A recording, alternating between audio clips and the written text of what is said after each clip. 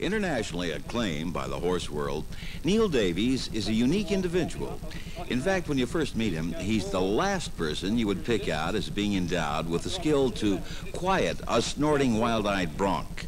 Quiet and modest, he has a disarming way of diffusing a potentially explosive situation with a mean-tempered equine. He dismisses the idea that problems are created by the horse and adds that usually the problems are created by people. We visited him during one of his appearances at the California State Fair. Each day, he would demonstrate what is possible to achieve with a problem horse. The demonstrations made believers of those who came to watch. For instance, he had one 9-year-old thoroughbred with some serious behavioral problems. On the previous day, this horse had tried to buck him off. He's a horse that's not really confident in people. He's a little worried about people. He's not, you can see he'd sooner walk away from me over the other side of the arena. He's not all that confident about coming up and saying good day. When I go to him, he'd just as soon turn away from me. He's a little, and to me, this is because he's still nervous and worried about me. He's not quite confident in me. People often say that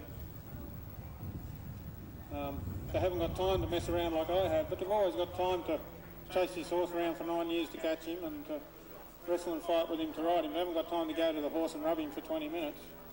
So the first thing I'm going to do is go to the horse and show him that it's pleasant to be with me. And already I can see a difference in this horse from when I approached him yesterday. I don't know if anyone was here yesterday, but yesterday when I walked in here, he's trying to climb out the other side a little. So I'm always going to go to the horse and show him what I want. Confidence isn't achieved by frightening the horse more or chasing him if he wants to go away, chasing him away from me. Confidence comes from going to the horse and showing him it's nice and pleasant and easy to be with me. And I do that by rubbing his head, rubbing him around the neck, so that when his head's with me, he sees it's nice and pleasant. Oh, he's not such a bad guy. It's quite pleasant to be with me. So he's not worried about me. It builds up confidence. People often say, oh, well, this horse is frightened of the saddle or he's frightened of the blanket. So we're going to confront him with the saddle until he gets used to it. Then Davies got into the saddle and continued his demonstration. So today we've got a quiet horse. So what happens when you've got a wild one? Well, what a contrast from yesterday. Believe me, this horse was really humping and doing a little bit of bucking here and in the arena as well yesterday. And today, responding beautifully to Neil. It's taken a little while to warm him up. I'll just trot him around, get him to go forward. So if he resists, I drive him through that resistance and go forward. He doesn't get a result from that. The result he gets is when he goes forward and gives. So what's been happening for 9 years, every time someone asks him to do something, he just jump around in the air like that, and the pressure goes off. So I've got this turkey worked out. All I've got to do is jump around the air a bit, and he stops asking me to go. I'm asking him with the spurs there to go forward. He thinks the way out is to jump up and down and resist and play silly games. The only way out is to go forward and give. He doesn't want to go. That's why he's resisting.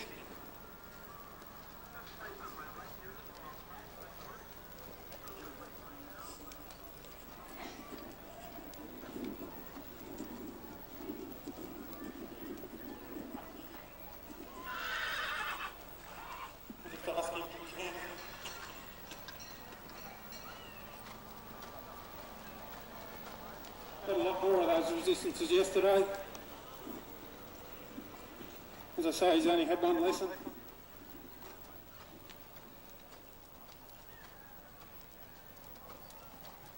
So now he's a little more relaxed. His movement's becoming more even. See his ear, when I ask him to go, his inside ear comes back listening to me. After he got the bay going in a relaxed manner, Davies removed the bit and headstall. They looked as if they had been together for years. You might hold your applause, folks. Either that or you might have to catch me, one or the other. So I can ask him to stop, have him try and do it. Beautiful. Is it all right now? No. Yeah. All right, folks.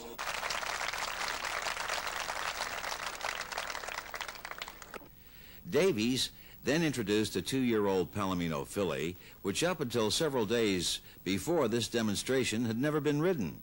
The owner said she had been difficult to handle and would rear and strike at you, but she and Neil got along very well. I'm always looking for perfection, but happy with improvement. If I get some improvement over the last lesson, that's all I care about. As long as she's going down the road and heading in the direction that I want. So there's 3 simple little things that we started with. You can see she is a little bit fresh. She's thrown ahead once to have a game. That's good. She feels well. I wish I felt that well.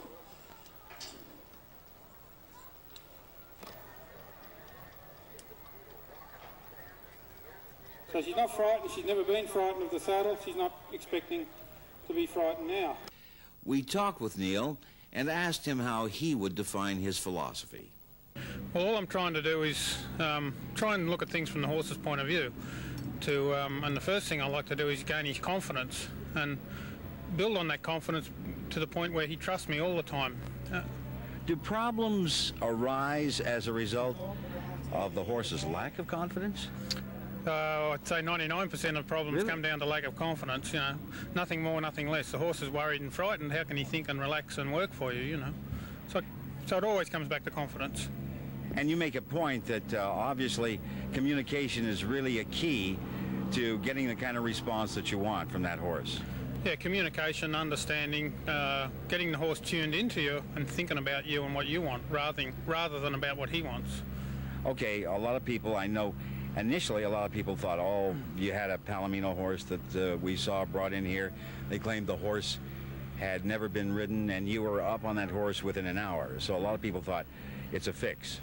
Well, you know, I just go in and do what I do, and I give them the evidence. Whether they want to accept it or not, it's up to them. It's the sort of, I've been doing it for 10 years, all day, every day, and I do clinics and what have you, and it's going on all the time. It's not something that's unique to here. When did you develop this particular skill? You're well known in Australia.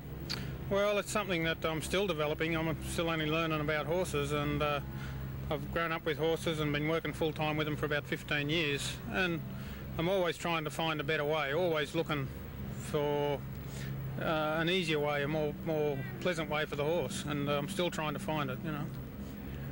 Well, you obviously have had a lot of success, and you don't find that there's at least 10% that you absolutely can't do anything with? Well, if I can't handle the horse, that's my fault, not the horse's fault. And that's your philosophy. Then there's something wrong with you, not the horse. That's right. That about sums it up. I'm the one supposed to have the brains, and I'm the one who's given the lesson. If the lesson's not working, there's not much point blaming the horse. I'm supposed to be the smart one here. You grew up with horses, didn't you? Mm-hmm. Was it kind of tough getting to this point for you? I mean, did you try to handle horses like a lot of trainers do and kind of manhandle them? It's tough, all right, Bill. I think, you know, it's 100 times I felt like giving up and giving the horses right away. I mean, you got to make a lot of mistakes. I think in any field you make a lot of mistakes before you reach any sort of ability. And it's being able to come back and say, well, that was my fault, and have another try. That's how you learn, not by just blaming the horse and saying the horse is silly or whatever. Have they taught you some painful lessons? They sure have, you know. There's no doubt about that. The horse is teaching me all the time, you know. Yeah. Sometimes I'm not listening to him, sometimes I'm not taking the lesson, but he's giving me a lesson all the time, you know. And I noticed there's a bay that you use out here, and this bay seems to be kind of anxious to get rid of you at times, has bucked in the pen and then out in the arena. Well, that's just his way of resistance.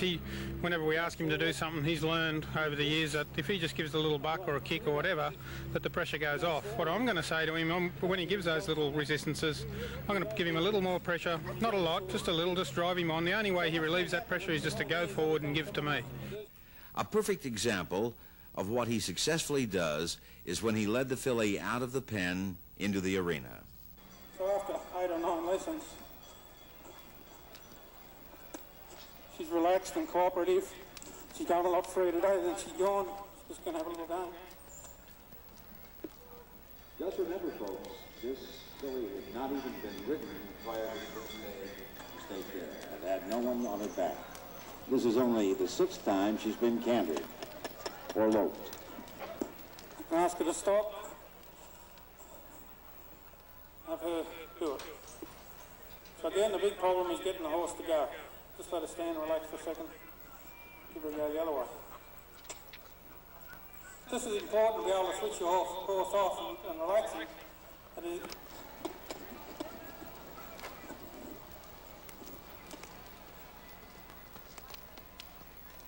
She's confident. Now we can work on getting her to cooperate. She's starting to cooperate and try. The horse is confident and cooperative, party's over. Obviously, Neil encounters varying degrees of resistance, but ultimately he develops great communication with the horse. He says he doesn't like the term breaking. Well, I can't break the horse of anything, you know. I can't. People often say, "Oh, I want my horse cured of this." The horse hasn't got any diseases, and it's not something that we can come in and just break. All I'm trying to do is teach him, get him thinking and teach his mind, and that's all there is to it. Once you get the horse's confidence, get him thinking, get him cooperating, that's all. And once you've achieved the cooperation and the confidence, the party's over. It's money for old rope, you know. Okay, in conclusion then, how would you characterize what you do? Because you're kind of a unique breed, you know, you're an individual and that brings up one other very vital question, which I do want to ask you. You are successful with these horses. When the horse returns to its original owner, will it revert back to the bad habits? Well, the horse will just look for the easy way. If the owner lets him have the easy way to do things you don't want him to do, that's what he's going to do. People often send the horse to me and say, I want him foolproof. But fools and horses don't go together. That's the point I'm trying to get through to people, is it's up to us to improve our skills. That's the way we're going to improve the horse. The human has to improve his skills, not expect the horse to adjust to the human skills or lack of skills. Davies did not appear to lack any of the skills necessary in communicating his ideas to his equine friends.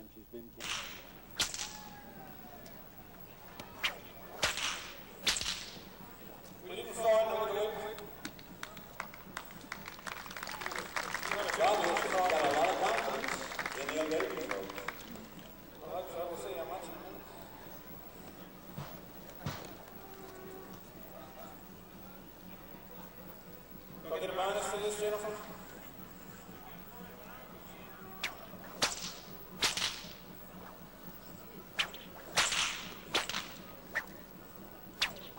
Don't ask me to top that, please.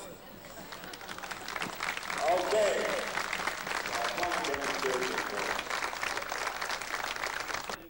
It's obvious Neil Davies was able to communicate his ideas to his newfound friends in America, both equine and human. For the Voice of Agriculture, I'm Bill Evans.